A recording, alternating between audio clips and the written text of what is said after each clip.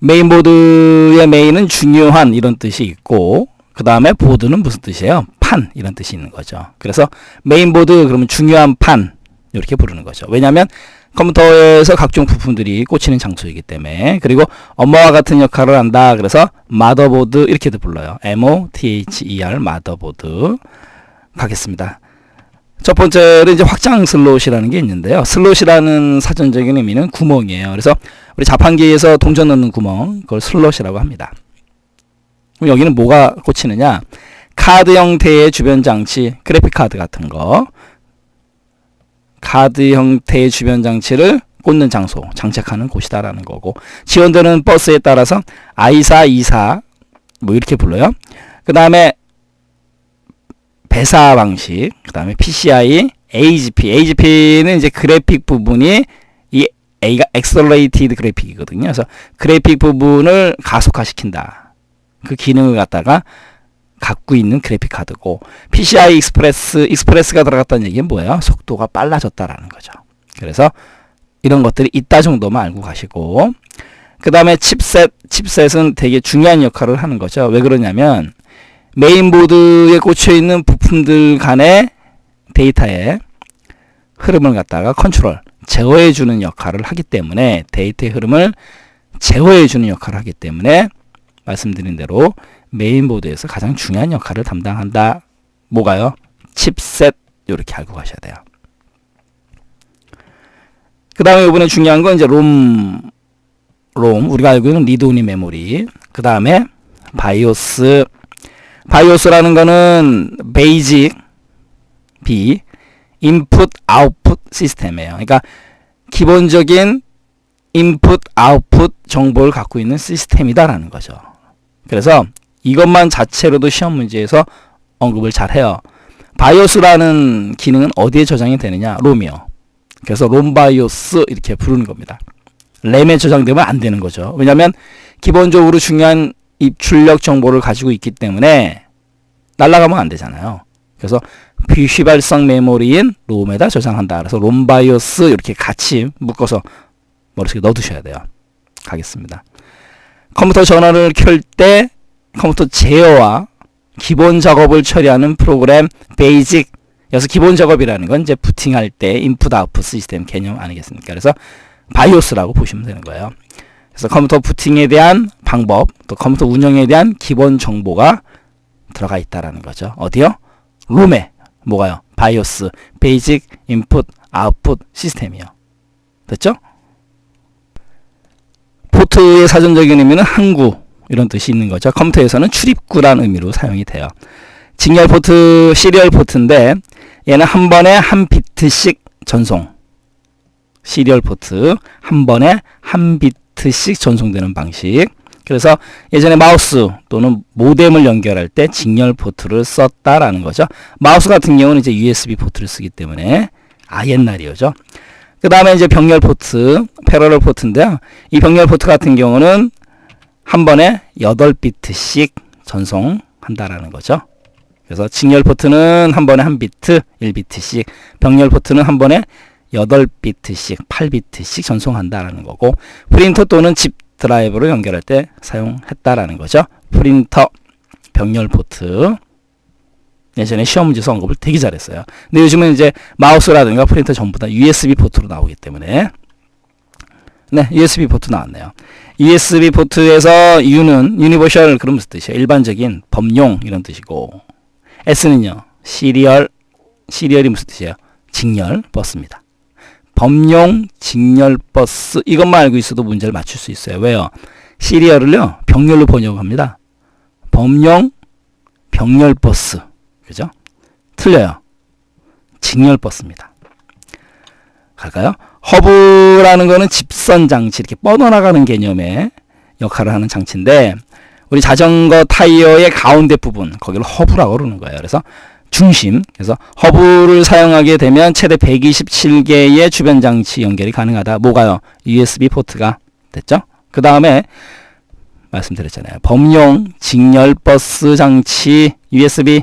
그래서 시험 문제에서는 범용 병렬 버스다 이렇게 뻥을 쳐요. 아닙니다. 범용 직렬 버스 장치다라는 거 조심하시고, 그 다음에 USB 방식의 마우스, 키보드, 요즘은 대부분이 다 USB 방식의 마우스하고 키보드예요. 그 다음에 PC 카메라, 디지털 카메라, 모니터, 프린터 이런 것들이 전부 다 USB 포트로 나옵니다.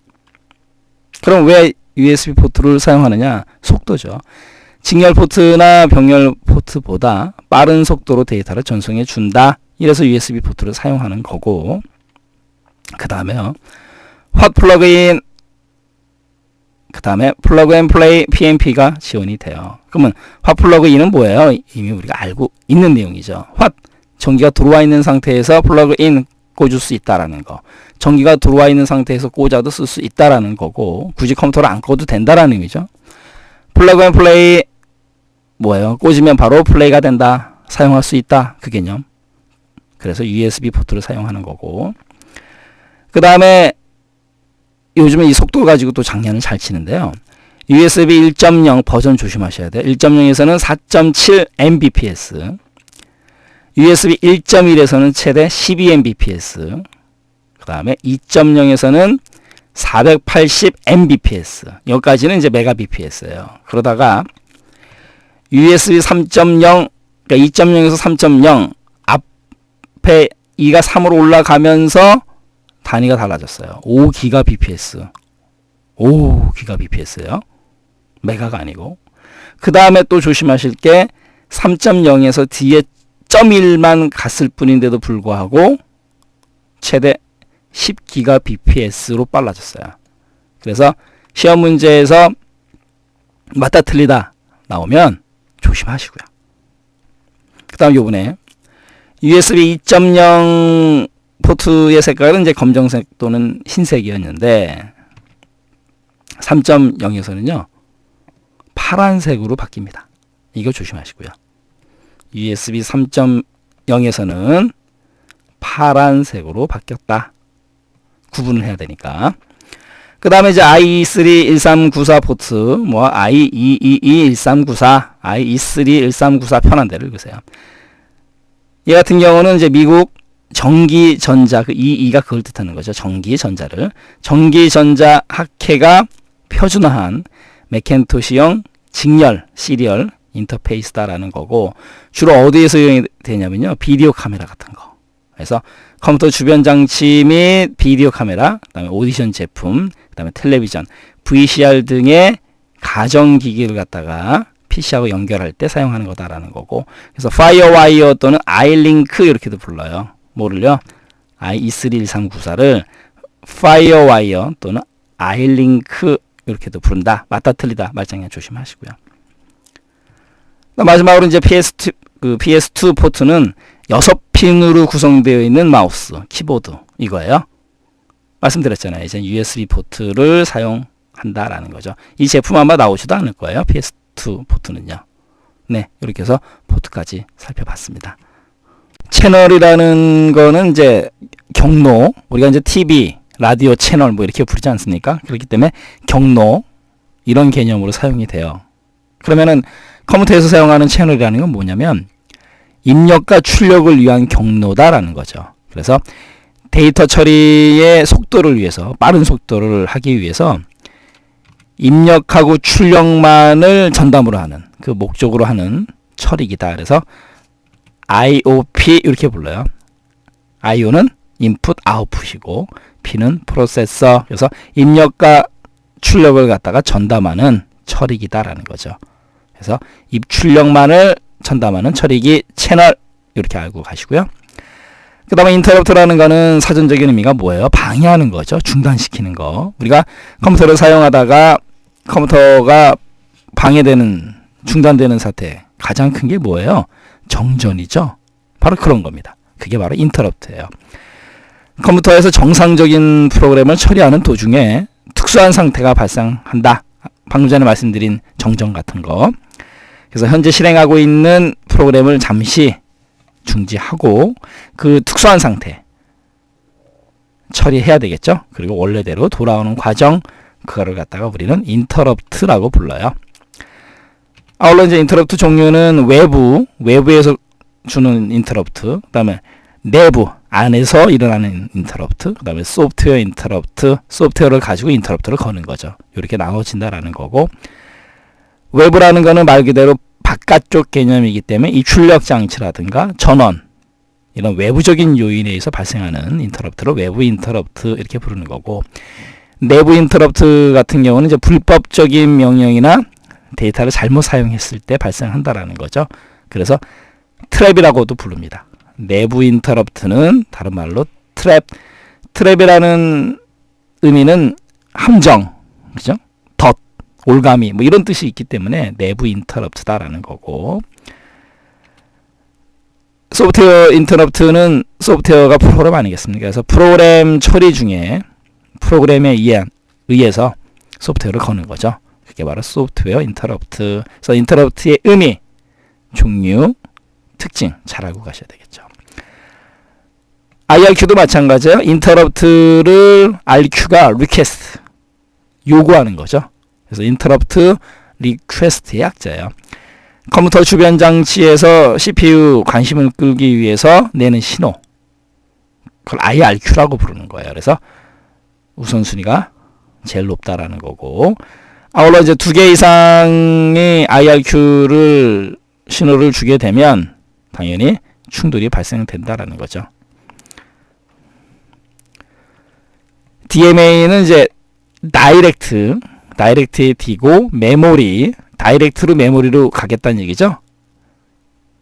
가는 개념이 액세스, 접근이에요. 그래서 다이렉트 메모리 액세스, 그거의 약자입니다. 다이렉트 메모리 액세스. 다이렉트니까 CPU를 거치지 않아요. CPU를 거치지 않고, 제일 중요한 의미예요. CPU를 거치지 않고 주기억 장치와 입출력 장치 사이에서 다이렉트로 직접 데이터를 주고받는, 그러니까 속도가 빠른 거죠. DMA, Direct Memory Access, 약자만 좀 알고 가시면 되는 거죠. CPU 상관없이 거치지 않고 많은 양의 데이터를 전송할 수 있고, 그럼으로 인해서 CPU의 부하를 갖다가 줄여주는 거죠. CPU 너는 쉬어라, 우리 주기억 장치하고 입출력 장치 다이렉트로 데이터 주고받겠다, 그거죠. 마지막으로 이제 데드락이라는 건데요. 데드락이라는 거는 우리가 이제 교착 상태라고 이제 번역을 하는데, 교착 상태가 더 어려워요. 이렇게 보시면 돼요. 이러지도 못하고 저러지도 못하는 상황. 그걸 바로 데드락이라고 합니다. 자원은 한정되어 있는데 그 자원을 서로 차지하려고 무한정 대기하는 거. 그런 게 데드락이에요. 가겠습니다. 동일한 자원을 공유하고 있는 2개의 이제 프로그램이, 동일한 자원을 갖다가 이제 2개의 프로그램이 공유하고 있어요. 서로 이제 뺏으려고 그러는 거죠. 서로 쓰려고. 상대방이 자원에, 리소스에 접근하는 것을 서로 방해하는 거죠. 결론적으로 어떤 현상이 생기느냐, 2 프로그램 모두 기능이 중지되는 결과를 갖고 온다는 얘기죠. 이러지도 못하고 저러지도 못하는. 더 예를 들자면 숟가락이 3개가 있어요. 사람 3명 있습니다. 하나씩 먹으면 되죠. 하나씩 딱 들고. 그런데 서로 딱 잡고 안 놔주는 거예요. 이러지도 못하고 저러지도 못하는 상황, 데드락, 교착 상태 잘 알고 가시고요. 상용 소프트웨어라는 거는 뭐냐면요, 돈 주고 사야 되는 프로그램이에요. 별거 없습니다. 돈을 받고 판매하는 소프트웨어로 허가 없이 사용하면 불법이다라는 거죠. 돈을 내고 사라, 상용 소프트웨어. 그 다음에 이제 공개 소프트웨어는요, 프리웨어인데 그냥 편하게 얘기하면 공짜예요, 공짜. 그래서 개발자가 무료로 자유로운 사용을 허용한 소프트웨어다. 공개 소프트웨어, 공짜 소프트웨어.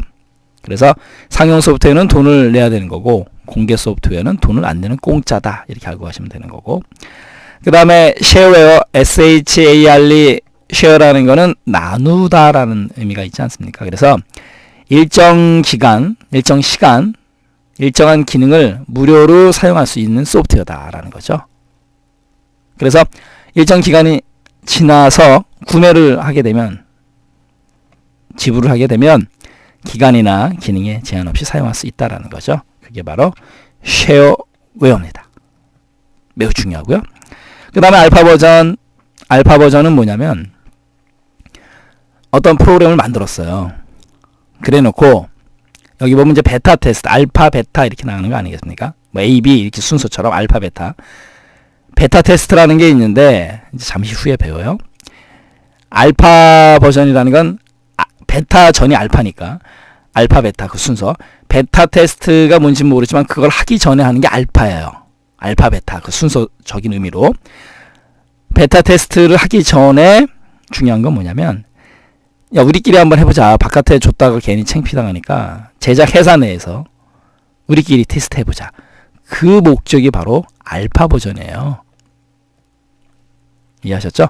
제작 회사 내에서 테스트할 목적으로 제작하는 거, 그게 바로 알파 버전이고, 베타는요, 야 우리가 테스트 해봤는데 괜찮잖냐, 그러면 우리 회사와 관련이 없는 바깥, 그죠? 바로 그 개념이에요. 정식 버전의 소프트웨어가 출시되기 전에 프로그램에 대한 일반인의 평가를 갖다가 받아보자. 그래서 만든 소프트웨어, 그게 바로 뭐라고요? 베타 버전이라고 하는 거예요. 그래서 알파 버전은 회사 내에서 우리끼리, 베타 버전은 우리를 제외한 나머지, 그죠? 일반인의 평가다라는 거죠. 베타 버전. 그래서 알파 베타 이렇게 짝지어서 머릿속에 넣어두시고요. 이번에는 이제 데모 버전인데요. 이 데모는 이제 데몬스트레이션의 약자 아니겠습니까? 보여주다라는 거죠. 근데 왜 보여주는 거예요? 프로그램을 팔기 위함이다라는 거죠. 우리 뭐라 그래요? 프로그램을 팔기 위해서 하는 행동, 홍보. 그죠? 프로그램의 홍보를 위해서 정식 소프트웨어의 일정한 기능만을 제공해주는, 보여주는 데몬스트레이션, 데모 버전이다라는 거죠. 그래서 프로그램의 홍보를 위한 거다. 요거 조심하시고요. 그 다음에 번들. 번들이라는 건 한 묶음, 한 다발 뭐 이런 뜻이 있는데요. 특정한 소프트웨어나 하드웨어를 샀을 때 이렇게 한 다발 묶어서 주는 거예요. 아, 이거 한번 써보세요. 이게 바로 번들이에요. 번들. 그 다음에 패치 프로그램. 이 PATCH, 패치라는 게 뭐냐면, 우리 옷 같은 거, 요즘 뭐 옷 찢어져도 청바지 같은 거 일부러 찢어져 입고 다니지 않습니까? 예전에는 그렇지 않았어요. 찢어지면요, 헝겊돼가지고 이렇게, 네. 그 헝겊이 패치예요. 가겠습니다. 판매되거나 공개된 프로그램의 기능 향상을 위해서 프로그램의 일부분을 빠르게 수정해 주는 거죠. 그게 바로 패치 버전이에요. 패치 프로그램. 이것도 중요하다라는 거죠. 패치 프로그램. 왜냐하면 우리가 프로그램을 개발해서 제공을 했을 때 세상에서 완벽한 프로그램은 없죠. 그래서 패치 버전을 만들어서 그 부족함을 메꿔준다라는 거죠. 그 다음에 애드웨어. 이 애드가 애드버타이즈먼트 그러면요, 광고란 뜻이에요. 스펠링이 길지 않습니까? 그래서 그냥 줄여서 AD, 요것만 자체도 광고란 뜻이 돼요. AD. 그러니까 광고웨어. 광고를 보는 조건으로 프로그램을 갖다가 쓰게끔 하겠다 이거죠.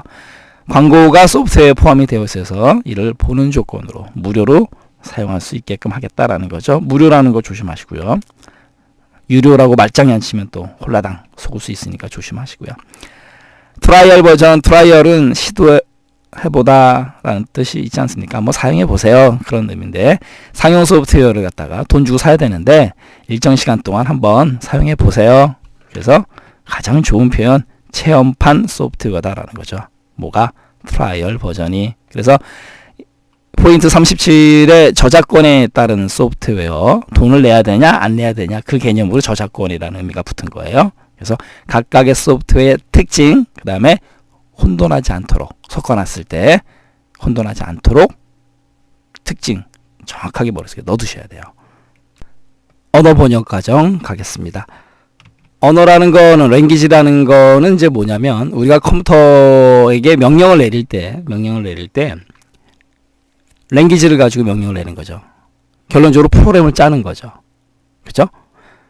명령어의 종류, 언어의 종류는 잠시 후에 보기로 하고, 컴퓨터 언어를 가지고, 랭귀지를 가지고 프로그램을 짰어요. 그러니까 영어로 되어 있는 거죠. 그걸 갖다 우리가 뭐라 그러냐면 원시 프로그램이라고 불러요. SOURCE, 소스 번역하면 원시 프로그램. 그러니까 사용자가 컴퓨터 언어를 가지고, 랭귀지를 가지고 작성한 프로그램, 그걸 원시 프로그램입니다. 그러니까 좀 영어로 되어 있겠죠, 명령문 자체가. 그런데 컴퓨터는 영어를 알아요, 몰라요? 모르잖아요. 그럼 번역을 해줘야 됩니다. 뭘로 번역을 해주냐면요, 컴퓨터가 알 수 있는 언어로. 그래서 우리가 여기서 컴퓨터를요, 기계라고 불러요. 기계어로 번역을 해줍니다. 좀 생뚱맞죠? 컴퓨터를 또 기계라고 그러니까. 근데 언어 번역 과정에서 컴퓨터를 기계라고 불러요. 사용자가 작성한, 영어로 작성한 걸 컴퓨터가 알 수 있는, 기계가 알 수 있는 언어로 번역을 해줍니다. 번역. 우린 그걸 갖다가 컴파일러 이렇게 불러요. 컴파일러. 그러면 원시 프로그램을 컴퓨터가 알 수 있는 기계로 번역을 했어요. 그걸 뭐라고 부르냐? 오브젝트 프로그램 이렇게 불러요. 목적 프로그램이요. 그래서 결론적으로 원시 프로그램을 사용자가 작성한 짠 프로그램을 갖다가 컴퓨터가 알 수 있게끔 번역한 거, 그 프로그램은 오브젝트 프로그램 이렇게 불러요. 매우 중요하고, 그 다음에 그걸로 끝나는 게 아니고요. 기계어가 컴퓨터가 이제 알아요. 그럼 컴퓨터가 뭘 해야 돼요? 그 명령에 맞게끔, 그 프로그램에 맞게끔 무언가를 실행해야 되잖아요. 실행 가능한 프로그램으로 만들어줘야 돼요. 그래서 실행 가능한 프로그램으로 만들어주는 그 기능을 하는 게 바로 연결, 편집, 연계 편집, 링케이즈 에디터인데요. 링케이즈 에디터인데 그걸 역할을 하는 걸 바로 링커라고 불러요. 링커. 연결시켜주는 ER 붙으면 못마는 사람, 못마는 기계 역할 개념이니까 연계 편집기 이렇게 부르는 거예요. 링커. 중간 다리 역할을 해주는. 그래서 링커에 의해서, 연계 편집기에 의해서 실행 가능한 프로그램이 만들어져요. 프로그램이. 그걸 또 뭐라고 부르냐면 로드 모듈이라고 불러요. 어렵죠. 그래서 로드 모듈, 그러면 실행 가능한 프로그램, 이렇게 머릿속에 넣어두셔야 돼요. 매우 중요합니다. 이해하셨죠? 로드 모듈이라는 거는 실행 가능한 상태를 뜻하는 거고, 목적 프로그램을 연계 편집기, 링커가 연계 편집한 거예요. 그 다음에 실행, 결과죠. RUN, 컴퓨터에서 RUN, 띄다가 아니고 실행입니다.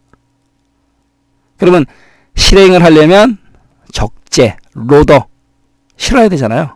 차에다가 물건을 실어야지만 출발, 그죠? 바로 그 개념이야. 마지막엔 로더다라는 거죠. 그래서 컴파일러에 의해서 번역, 연계 편집기, 링커에 의해서 로드 모듈 만들어지고, 로드 모듈, 이 로드가 LOAD예요. 그러니까 실어지기 전에 모듈 상태고, 로더에 의해서 적자가 된 다음에 실행한다. 이렇게 머릿속에 넣어두시면 되는 거죠. 그래서 원시 프로그램, 목적 프로그램, 로드 모듈, 실행 순서 조심하시고요. 중간에 하나 딱 물음표 비워놓고 무엇일까요? 뭐게? 이렇게 시험 문제 낸다는 얘기죠. 자, 다시 한번 정리하겠습니다. 원시 프로그램, 소스 프로그램, 사용자가 텍스트 형태로, 그러니까 주로 영어죠. 텍스트 형태로 작성해서 기계어로 번역하기 이전에 프로그램 형태 됐고, 언어 번역기, 여기는 이제 종류가 세 가지가 있는데요. 방금 전에 우리가 살펴본 건 컴파일러예요. 그래서 특정 프로그래밍 언어를 컴퓨터가 이해할 수 있는, 그러니까 기계가 이해할 수 있는 언어로 바꿔주는 거, 언어 번역기. 그래서 컴파일러는 방금 전에 말씀드렸고, 그 다음에 어셈블러라는 게 있어요. 어셈블러. 이 어셈블러는 어셈블리라는 언어가 있거든요. 그 언어를 갖다가 번역해 주는 게 어셈블러예요. 그래서 어셈블리 언어는 기계어와 1대1로 기호화한 언어입니다. 좀 어렵네요. 어셈블러가 바로 어셈블리 언어를 번역해 주네요. 그래서 얘는 되게 쉬워요. 어셈블리 언어는 누가 번역하느냐? 어셈블러. 그러니까 금방 맞춰요. 그래서 시험 문제 잘 안 냅니다. 아무튼 어셈블러. 그 다음에 인터프리터. 우리 저 택시 타면 막 그 옆에 써 있지 않습니까? 통역관이 필요하십니까? 인터프리터는요, 통역관이라는 뜻이 있어요. 그러니까 번역하고 인터프리터는 좀 다르죠. 컴파일러, 번역은 A4 용지에 영어가 쫙 써 있는 걸 갖다가 번역하는 게 컴파일러고, 인터프리터는 대화와 대화, 그죠? 통역하는 거잖아요. 개념이 좀 달라요. 아무튼 번역입니다. 통역, 번역. 그 다음 목적 프로그램은 기계어가 알 수 있는 걸로 바꾼 프로그램. 그죠? 목적 프로그램. 컴파일러를 통해서 원시 프로그램을 방금 전에 말씀드렸듯이 컴퓨터가 이해할 수 있는 언어, 기계어로 번역한 거. 그게 바로 목적 프로그램이에요. 그 다음에 연계 편집, 연결해서 편집하는 거. 링커에 의해서 목적 프로그램을 실행 가능한 형태로 만드는 거. 그리고 링커가 한다라는 거고, 그 과정을 링킹 이렇게 부르는 거죠. 그 다음에 실행 가능한 상태, 로드 모듈, LOAD 바로 실기 전, 그죠? 목적 프로그램을 실행 가능하게 만든 프로그램이고, 로더에 의해서 이제 실어버리는 거죠. 적재. 프로그램을 실행하기 위해서 주기억 장치에 실어버리는 거, 적재하는 거. 그게 로더다라는 거죠. 언어 번역 과정 매우 중요해요. 이번엔 버그와 디버깅인데요. 버그라는 게 이제 벌레란 뜻이 있어요. 사전상의 의미가. 그런데 컴퓨터에서 버그는요, 보이지 않는 오류, 에라. 그걸 버그라고 불러요. 사용자가 프로그램을 작성해서 실행하는 도중에 문법상의 오류, 신텍스 에라 같은 거, 그러니까 명령어를 잘못 쓴 거죠. 문법상의 오류라든가 논리적인 오류, 이런 것들이 버그예요. 그리고 버깅. 그런데 앞에 D가 붙어요. 모든 영어 단어 앞에 D가 붙으면 분리하다. 우리 디코더 할 때 배웠잖아요. 분리하다라는 뜻이 돼요. 그러니까 벌레를 분리하는 거다. 무슨 뜻이에요? 보이지 않는 오류를 분리하는 거. 수정하는 거죠. 이해하셨죠? 에러가 발생된 부분을 찾아서 옳게 수정하는 과정. 그래서 그냥 수정하는 과정, 디버깅, 이렇게 머릿속에 넣어두시면 되는 거예요. 언어 번역기 나왔네요. 자, 어셈블러 가겠습니다. 아까 어셈블러는 어셈블리 언어 기억나시죠? 어셈블리 랭귀지. 그래서 어셈블리 언어죠. 어셈블리어로 작성한 프로그램을 컴퓨터가 직접 이해할 수 있는 기계어로 바꾸는 게 어셈블러고, 컴파일러는 했잖아요. 전체 프로그램을 한 번에 처리한다. 아까 A4 용지에 영어 쫙 써 있는 것 갖다가 번역 한 번에 처리해서 목적 프로그램을 생성한다. 이거 여기다가 제가 강조 표시해 드리겠습니다. 컴파일러는요, 목적 프로그램을 만들어요. 왜요? 아까 번역이라고 말씀드렸잖아요. A4 용지에 영어로 쫙 써 있어요. 그러면 다시 다른 A4 용지에 번역해서 한글로 쫙 만들어야 되잖아요. 그게 바로 목적 프로그램이다. 이렇게 알고 가시면 되는 거죠. 기억 장소를 차지하지만 실행 속도는 빠릅니다. 번역을 했으니까 한글로 A4 용지 한 장 찍어야 되잖아요. 그러니까 A4 용지가 한 장 들어갔지만 실행 속도 빠르다. 이렇게 또 머릿속에 넣어두시고요. 그 다음에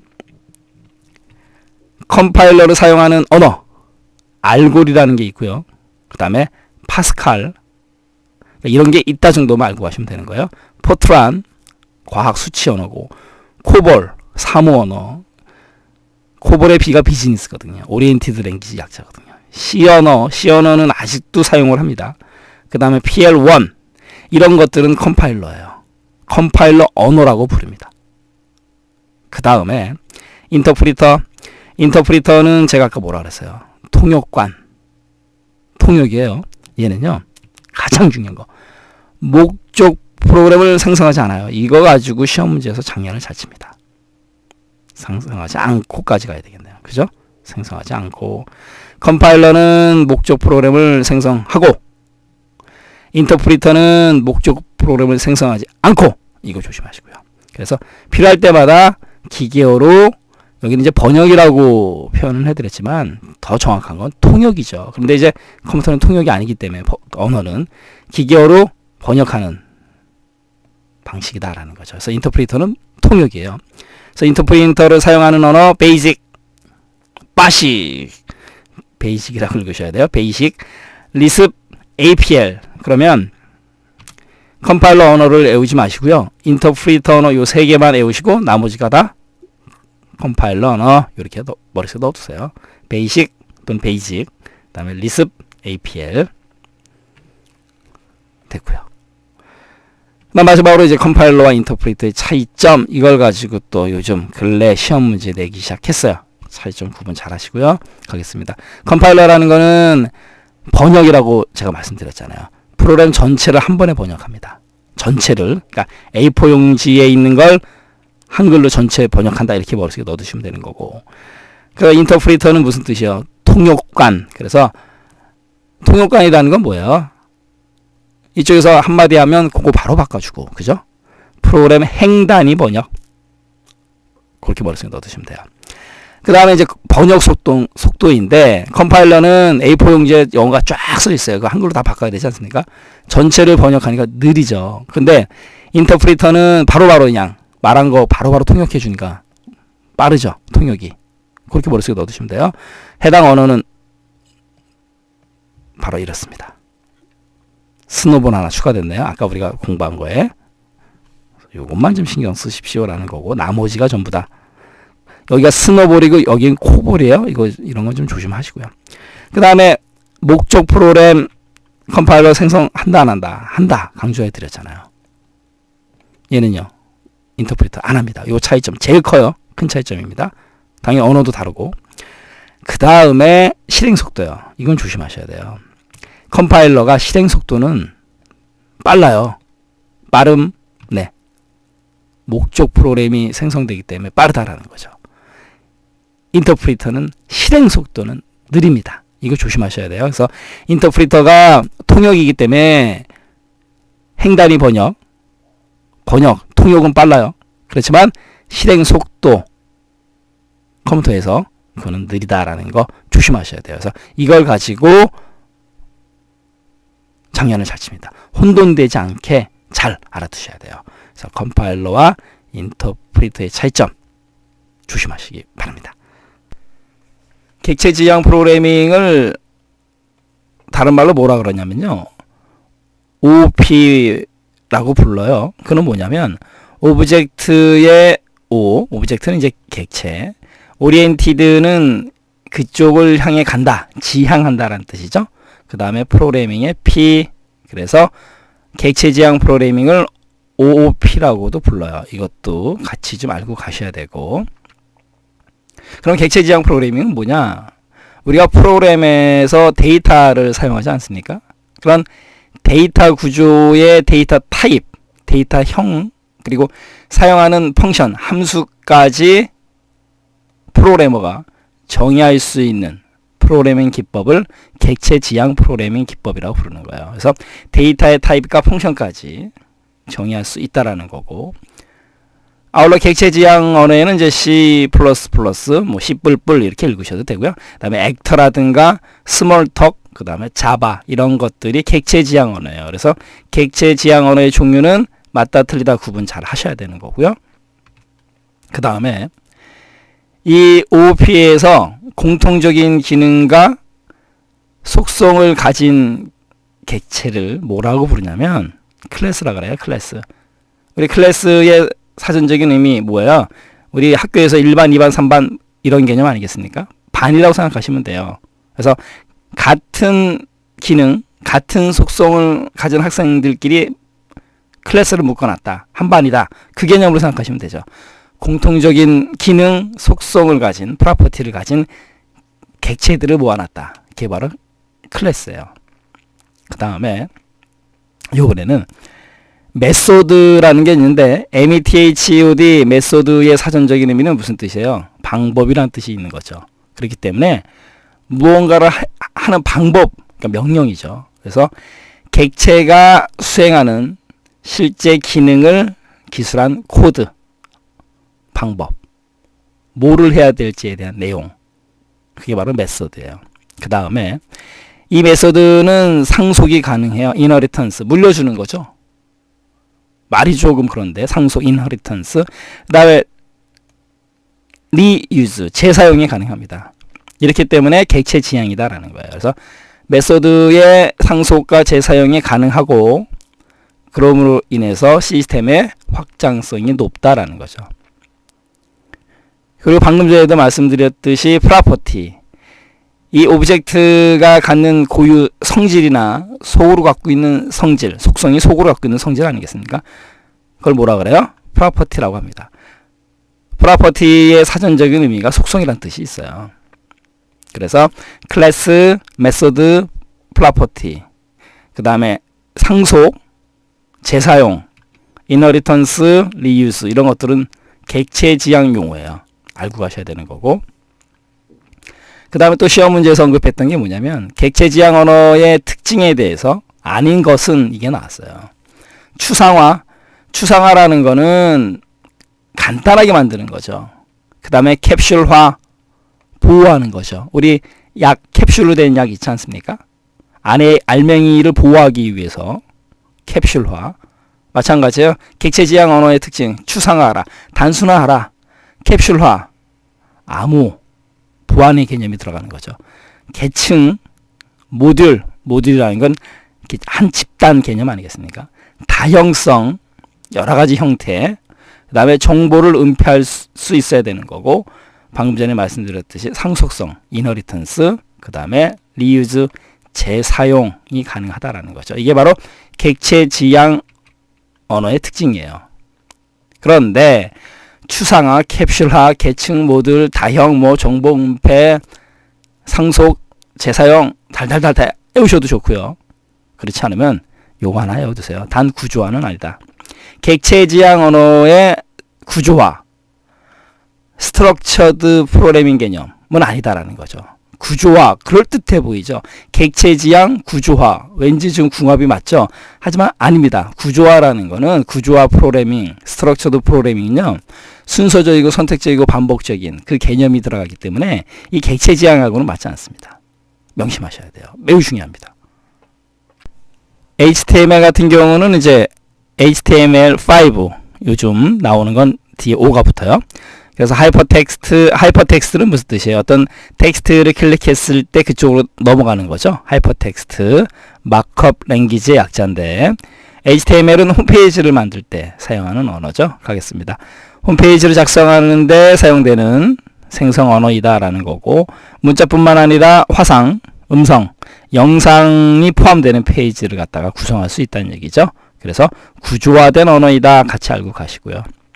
그래서 HTML, 하이퍼텍스트, 마크업 랭귀지, HTML5 같이 알고 가시고요. 그 다음에 이번에는 DHTML이에요. 여기서 얘기하는 D라는 거는 다이나믹이다라는 거죠. 다이나믹의 사전적인 의미, 우리 D램 배울 때 배웠잖아요. 동적인. 그래서 동적인 HTML 스타일 시트를 도입했다라는 거죠. 그래서 텍스트의 폰트, 그 다음에 크기, 색상, 여백 형식, 그러니까 다이나믹하게 동적으로 그런 개념이에요. 웹페이지에 관련 속성을 지정할 수 있다라는 거죠. 그게 바로 다이나믹이다라는 거, 동적으로. 그래서 텍스트에 대한 폰트, 사이즈, 색상 이런 것들.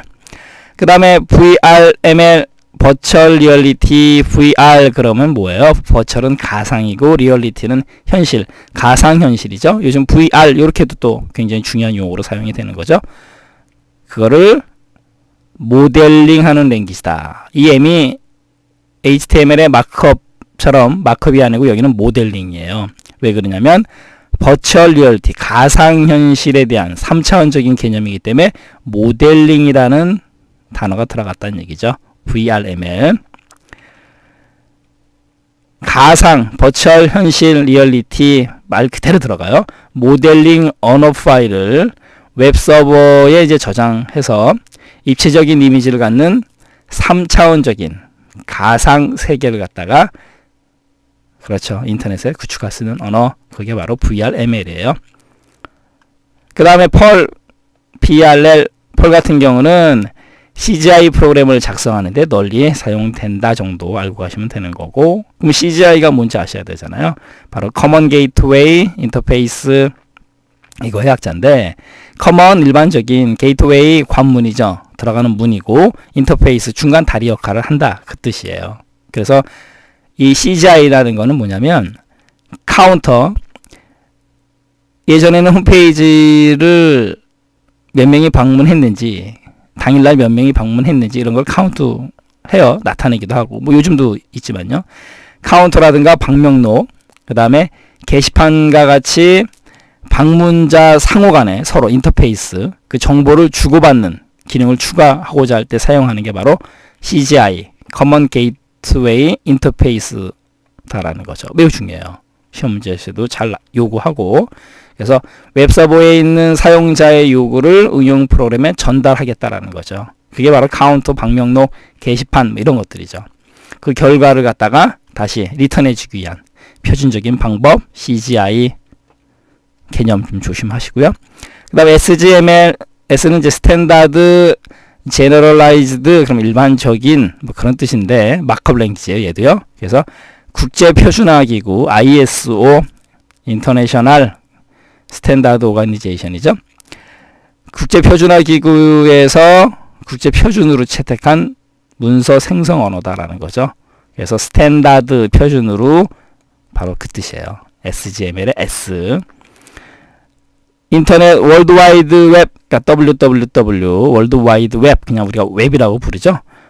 홈페이지에서 사용되는 하이퍼텍스트, 아까 HTML 할 때 배웠었죠. 하이퍼텍스트 생성 언어의 바탕이 되었다라는 거. 뭐가? SGML. 이것도 좀 같이 알고 가시고요. 자바 같은 경우는 시험 문제에서 잘 다루기 때문에 신경 쓰셔야 되고요. 가겠습니다. 이 자바 언어는 운영체제와는 무관하다라는 거죠. OS하고 무관, 독립적이기 때문에 응용 프로그램의 개발 도구로 각광받는다라는 거죠. 결론적으로 운영체제하고의 개념이 별개이기 때문에 자바 소스 코드를 고치거나 재컴파일할 필요가 없다라는 거죠. 그렇기 때문에 기종이라든가 운영체제하고는 상관이 없다. 신경 쓰셔야 되고, 그 다음에 이 텍스트 그대로 시험 문제에서 언급을 해요. 가겠습니다. 방금 전에도 말씀드렸듯이 기종이나 OS에 상관이 없거든요. 그래서 특정한 컴퓨터 구조와 무관한, 방금 전에 말씀드렸듯이 컴퓨터의 아키텍처, 구조하고 무관한 바로 이 부분이죠. 가상 바이트 머신 코드를 사용한다라는 거죠. 가상 바이트 머신 코드를 사용하기 때문에 특정 컴퓨터 구조와 상관이 없는 거예요. 그리고 아울러 플랫폼이 독립적이고, 그래서 아까 OS 기종하고는 전혀 상관이 없다라는 거죠. 그러니까 독립적이다라는 거죠. 플랫폼이. 그리고 바이트 머신 코드를 생성한다. 그래서 이 텍스트 그대로 시험 문제 내고 자바 또는 자바의 특징, 옳지 않은 것은 옳은 것은, 이렇게 시험 문제 낸다는 얘기죠. 특정 컴퓨터 아키텍처 구조와 무관하다. 그러므로 인해서 플랫폼 독립적이고 가상 바이트 머신 코드를 사용한다. 바이트 머신 코드를 생성한다. 조심하시고요. 그 다음에 자바스크립트, 스크립트라는 거는 이렇게 쓰다, 그런 의미가 있는데, 스크립트니까 당연히 스크립트 언어죠. 웹브라우저에서 실행하는 스크립트 언어를 기술해 준다라는 거고, 이 스크립트라는 거는 HTML, 하이퍼텍스트 마크업 랭귀지 안에 직접 기술한다. 그래서 스크립트라는 표현을 쓰는 거예요. 웹브라우저에서 실행이 된다라는 거고, 그 다음에 XML, 이 XML이 우리가 컴퓨터에서 X는 대부분 익스텐셔블, 확장하는 이런 개념이에요. 마찬가지로 마크업 랭귀지고 XML. 기존 HTML의 단점을 보완했다. XML. 보완했다라는 거는 확장했다라는 개념. 그래서 익스텐셔블에 X가 들어갔다라는 거죠. 문서의 구조적인 특성 등을 고려해서 문서들을 갖다가 상호 교환할 수 있도록 설계된 프로그래밍 언어다라는 거고, 인터넷뿐만 아니고 전자출판, 의학, 경영, 법률, 그다음에 이제 판매 자동화라든가 디지털 도서관, 전자상거래, EC, 일렉트로닉 커머스, 전자상거래 등에서 이용된다라는 거. XML. 아울러 유저가 새로운 태그를 정의할 수도 있어요. 이것도 맞다 틀리다로 나올 수 있으니까 조심하시고요.